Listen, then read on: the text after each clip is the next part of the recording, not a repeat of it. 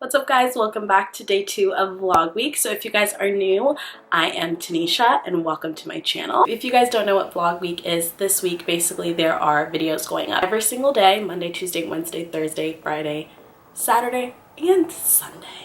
Yesterday's video was a little life update on what I'm doing now for my job, how I navigated college, how I navigated rejection and not getting a job after college, what I did about that. So if you guys are interested in hearing, I will leave a little card right here so you guys can go watch it. Today's video is going to be a little bit different. I talked about rejection yesterday and how I really struggled with getting a job. Video, I am going to give you guys some tips on really refining and getting your resume like just is that how they do it when it's like the food's so good, like resume is going to be perfect if you follow my tips. That is going to be today's video. I'm going to give you guys some tips on your resume, how to kill it, how to also nail your interview, some tips on how to really make a difference and stand out when it comes to interviews, because it can be hard when jobs are interviewing hundreds of people for only one position. So I'm going to give you guys my tips that I use and have really worked. If you guys are interested in this video, then you know what to do. Keep watching. I don't want my lights to give out on me today, so I'm just gonna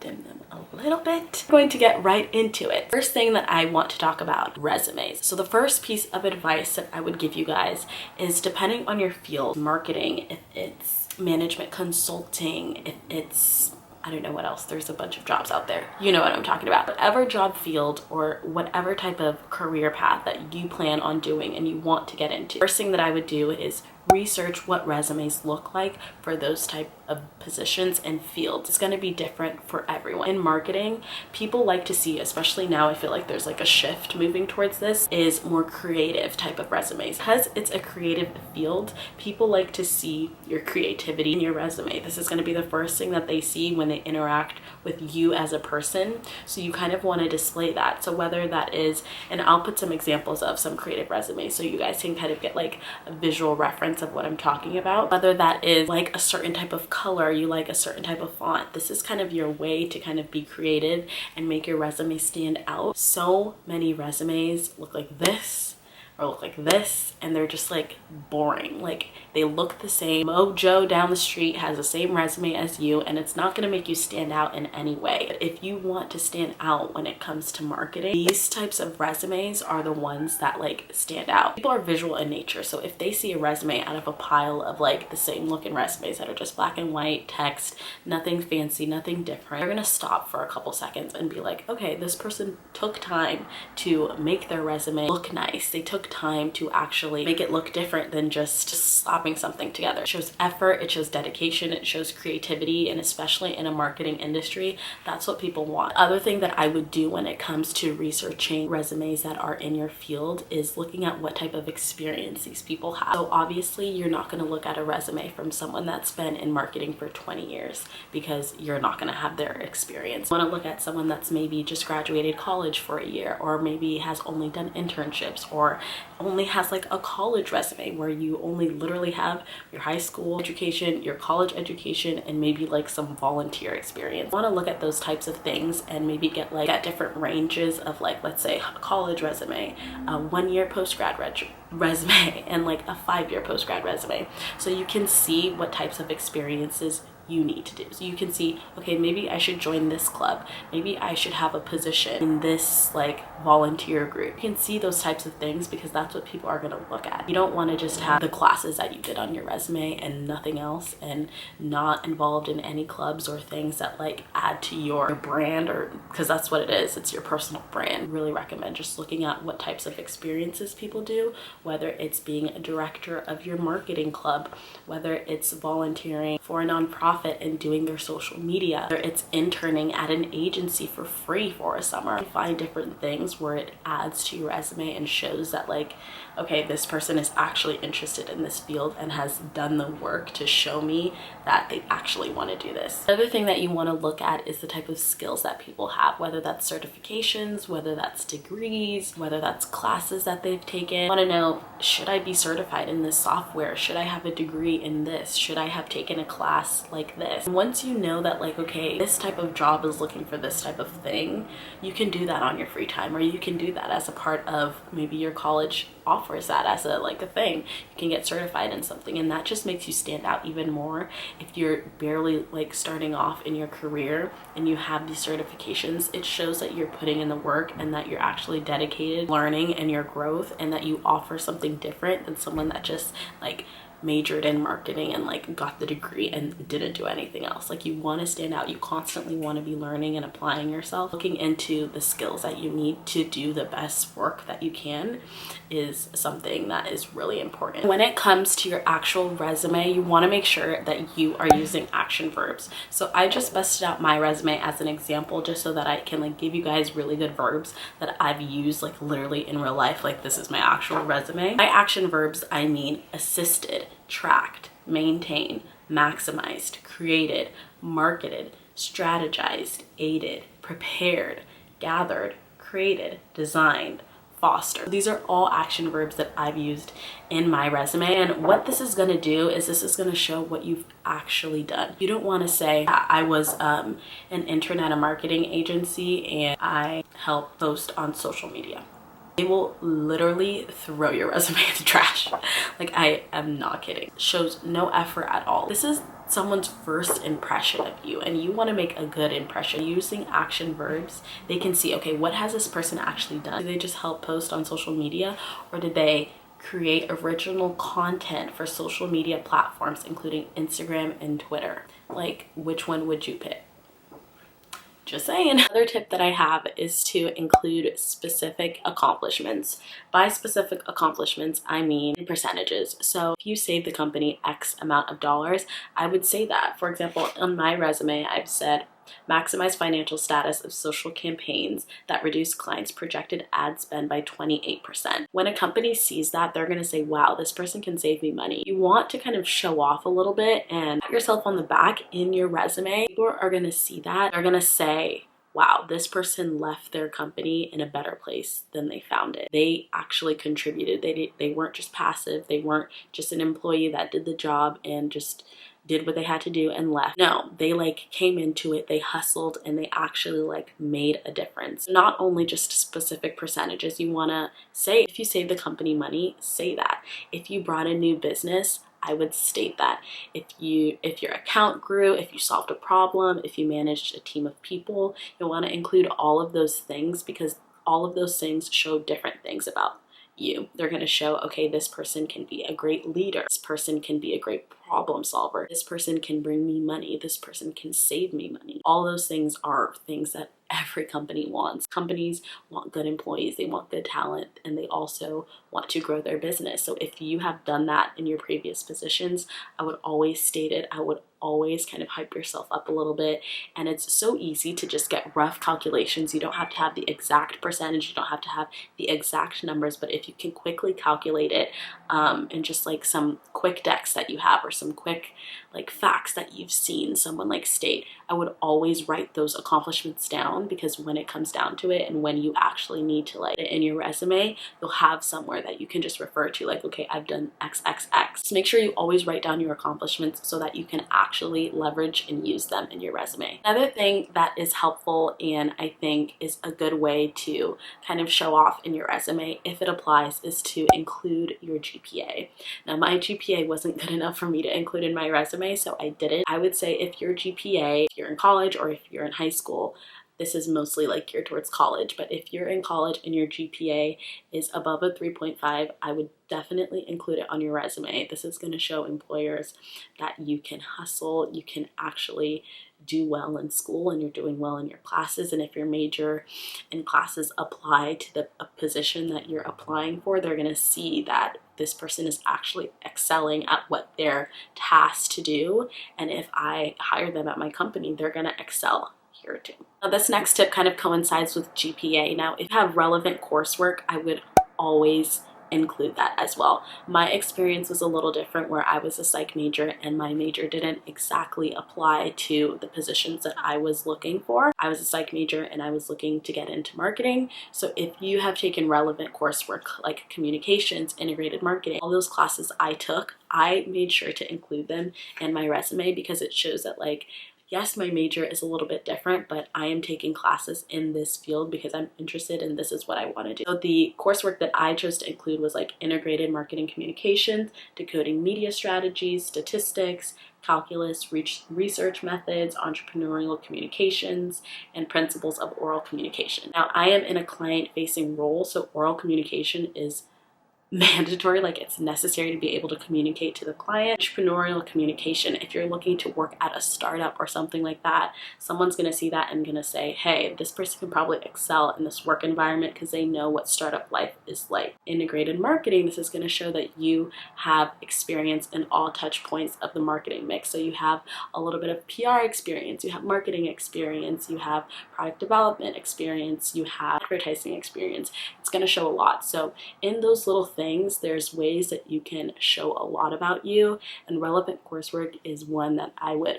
always include. Now, if you have been out of college for a while, I would say you have like up until 2 to 3 years to like include relevant coursework, because then after that it doesn't really apply. If you've been out of college for 3 years, don't include relevant coursework because it's not new and fresh in your brain. If you're entry level, 1 to 2 years, I think is perfect to leave it and include it on your resume. So another thing that people, and by people I mean myself included, really hate is tailoring their resume, especially when you're going through the process of just graduating college and applying to so many different jobs.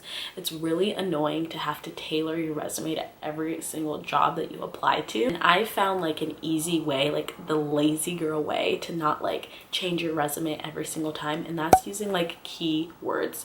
So depending on a job description that you see online that you've applied to or you want to apply to, take those keywords that they're looking for, look at how they describe the position, and have those words in your resume so that they can see, oh, this is what I'm looking for, this is what this person has done. And intuitively they're going to connect those words because they posted that job description. So if they see that word or those like phrases, those terms in your resume and what you've done, they're gonna most likely like call you in for an interview because they want to know, okay, how can this person fulfill this role, because this is what I'm looking for and this is what they say they've done. Let's hear it. That's like the most like sure way to like get noticed and get seen, is to tailor your resume and like add those specific words. You don't have to change every single part of your resume, but if you add those little words and those little phrases, it's gonna prompt their attention. They're gonna be like, oh, click, like let me bring this person in for an interview because they seem like they're exactly what I want. Now, my last tip you would think is really like intuitive and common sense, but it is to have multiple people look over your resume. Now, you can have Word spell check it all you want, but there's nothing like having a different perspective look at your resume. You want multiple people to look at it to not only check small errors like that, but also give you some advice on how to strengthen it. You can think that your resume is perfect, but then you give it to someone else and they have like red marks and like ways that you can improve it. And it's not to like shit on your own abilities or shit on your resume, it's to honestly just help you. And I found that when I've given like people my resume, like recruiters or just people that I like value their advice, they've always given me like some good nuggets to where I'm like, okay, like I could have said this better, or oh yeah, like I didn't think to include that, or oh maybe I should like take that out. There's always going to be something useful that someone can give to you, and there's going to be something that probably they see that you don't. Definitely always have multiple people look at it. I would say at least 3 people. If you can do more, every time you redo your resume, I would have 2 people look at it. Now we are going to get into some interview tips. So I wrote down some things that I think are really useful when it comes to interviewing. The first thing is to research the company that you're applying to. Please, if you are applying somewhere and you're taking the energy to accept your resume and to fill out the application, research the company, because if they call you in, you want to know like the origins of that company. Is it female owned? Are they based out of a location that you like? Did they start like 50 years ago? Did they start 10 years ago? You want to know these like basic things about the company, because more often than not, they're gonna ask you, or you're gonna want to know these things. If this is somewhere that you seriously want to work at, you want to know about the company and where they come from, where they're headed, new news that you may find on the internet about them, new business that they may have. And if you speak to these things during your interview, most likely the person that's interviewing you is going to be really impressed that you took the time to research. I know it's a basic thing, but most people don't do it. So if you do it and actually show that you did, not just like say, hey, I know you're this. It's like you can mention it in like really like discreet ways, and they're going to say, oh, that was the new news. Like, how did you know that? And say, oh, like I did my research, I was reading up, blah, blah, blah. And it really shows that like, wow, this person like really wants to work here. They took the time to actually look us up. The next one is also an intuitive one, but people just don't do it, is showing up early. I know that there are obviously circumstances that things happen, life happens, where you may be a little bit late to an interview, but I would always recommend showing up at least 10 to 15 minutes early. That way you can like release some stress. I know for me personally, whenever I interview, I get super stressed and really just anxious, and my heart is always racing. And so those extra 10 minutes of me just like sitting down and like I already checked in, they know I'm here, and I can just like chill and like relax, it's necessary for me. I hate coming in like rush, like I'm here, and then like, all right, they're waiting for you. It's like I need like a minute to like chill and cool down. So whether it's that minute that you need to like cool down, whether it's the building is a little bit hard to find and you need to check in and you need to validate and you need to do all these things before, you never know, like depending on what company it is and where they are, like what are the things that you need to do on top of just like giving yourself a moment. So always give yourself plenty of time to do all those things and to also like de-stress before you go in and like get put through the ringer. Now the next tip, I always do this, I recommend this to anyone if you are interviewing somewhere, is to LinkedIn stalk your interviewers. So this was really helpful for me because I was able to see, one, where they went to school, and if they were a Bruin, even better, because we could talk about like UCLA. LinkedIn stalk them, see where they went to school, see what companies they had, and if they had similar majors than you. I found that there was a lot of interviewers, especially being in LA, that they either went to UCLA or they had an unconventional major. That was also something that I really looked at, if they had an unconventional major, because I was a psych major, which is not something that you typically see go into like marketing and advertising. I saw that they were like a history major or a psych major like me. I always like brought that up in my interview because I like want to hear about their path and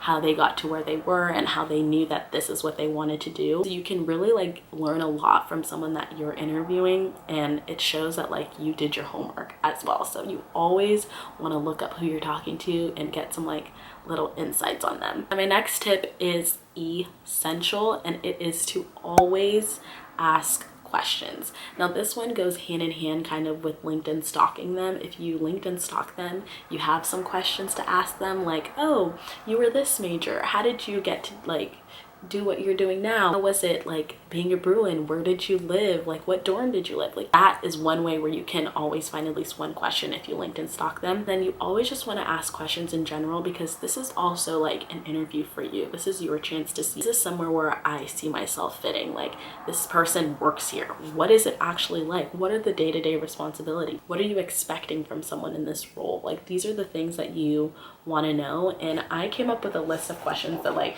I always ask. I just have like my little folder here from UCLA when I used to interview, but I would always ask like, what are the day-to-day responsibilities? What are some challenges that people face in this role? How can I advance in this company? How is diversity and career development promoted? So these are things that were important to me as a person, and I can ask in every single interview. But if there are specific questions for that company or that person that you have, if you guys have questions or you find things that you want to know, this is also an interview for you. This is the time to ask them. So I would definitely ask. It shows that you're also interested and you're not just like passively interviewing and you don't care, you just want a job, blah blah blah. Like always ask questions. Always. All right, next tip is to always bring copies of your resume. Now, I play it safe all the time, and I usually always bring like 5 copies just in case. One, you never know how many people are going to be interviewing you, and 2, don't expect them to print the resume. You always just want to come up prepared, and if they don't have it, if they do have it, even better. But if they don't, it's like such a process for them to go and like print it, and you don't even want to like start off the interview on that note. You want to be like, you don't have it? Cool, I brought copies just in case. Now, my last interview, like for this job that I have, they had copies of it, but I just brought it anyways because the 2 last interviews that I had, they didn't have copies. So if I wouldn't have brought those copies of my resume, it would have been this whole deal like, okay, this girl doesn't come prepared. It's honestly like telling of the type of person that you're going to be when you're working too. When it comes to meetings, you always want to bring materials and like an agenda based off of what you guys are going to be talking about or what you're going to be reviewing. So if that's going to be your role and you want to be prepared when it comes to meetings, if you can't even bring a copy of your resume to the interview, they're gonna be like, well, this girl's not going to be helpful at all when we have a meeting with her. Like, we're gonna have to print everything, like she's not gonna come prepared. So it's just like indicative of like the type of person that you are. So just always like bring a resume, even if like you always come prepared to everything else. You don't want to give them that impression that like you're not someone that's prepared, detail oriented, all that stuff. So just avoid it. Bring copies of your resume. 1, because you don't know how many people are going to be interviewing you, and 2, you just want to be prepared just in case. These last few tips kind of coincide with what comes for after the resume. After the interview. So 1, when your interview's over, after you've asked your questions, you want to ask for their business cards or their emails. Now, sometimes in the interviews that I've had, they don't have business cards. You always want to write down their email just in case so that you can send a follow-up note. And that's the next tip. Always send follow-up notes. Always. If you guys watch my life update video, you guys know I almost didn't get this job because I sent a follow-up note too late. So always send one. The time frame that you want to send one at is up to 24 hours. So if your interview is at 3 p.m., you want to send those follow-up notes by 3 p.m. the next day. I would play it safe and do it day of, like that night. It doesn't matter if it's at night, it's whatever. It doesn't matter. They're not going to care if they get an email at like 10 p.m. at night because they're not going to check it anyways. They'll check it the next day. But it's just going to show that like you follow up, you care, and you're actually interested in this job, because most times people just interview passively and they're just like looking for their next gig. But if you're sending a follow-up note and you're taking the time to thank them for interviewing you and considering you for the position, it's just really gonna look good on your part. The last tip when it comes to follow-up notes and emails is always tailor your follow-up note. I've never had this problem where I've sent the same follow-up note to every single person I've interviewed. But for example, if you're interviewing with 3 different people, you want to send 3 different follow-up notes because they are going to share and compare your follow-up note. And you don't want it to say the same exact thing. If you've talked to them about different things, or let's say you had one interview with one person and then the next time you had an interview with the next person, if you guys talked about specific things, make sure you're also, I forgot to say this, make sure you're also taking notes and writing things down so that when you are formulating your follow-up note, you can pull out those like little nuggets of things that you talked about that will prompt them and remind them of like, oh yeah, that was this person because we had this conversation. Always make sure you're taking notes and always tailor your follow-up note. Never send the same thing to like different people. Just never do that. And always take notes. I forgot to say that. Always take notes. In my last interview, I'm always just referencing this, but in my last interview, I remember my team now that I'm hired, they told me that people really didn't take notes when they were trying to look for someone to fill my role. I was like the only person that was taking notes and like listening. So it's really important to take notes and just be listening, but also like writing down things that they say, because that's something that people don't do nowadays. They just like listen or they'll like type on their phone, like obviously not in an interview, but taking notes is really important, and it shows that like you're listening, you care, and you're writing down useful stuff that can be helpful. Because like I said, in a meeting. If you're writing down something important and someone didn't remember that, you could say, hey, oh yeah, I wrote it down, here you go. And you're gonna be a really helpful, useful person to work with. So those are all my tips and tricks on all things resume and interviews. I hope you guys found this video helpful. If you guys ever need someone to look at your resume, my email is down below. Send it to me. I will be happy and willing to look at it and kind of help you guys out. Just kick ass on all your interviews and resumes. Yeah, I hope you guys enjoyed. Stay tuned tomorrow for tomorrow's video, vlog week day 3, and I will see you guys tomorrow.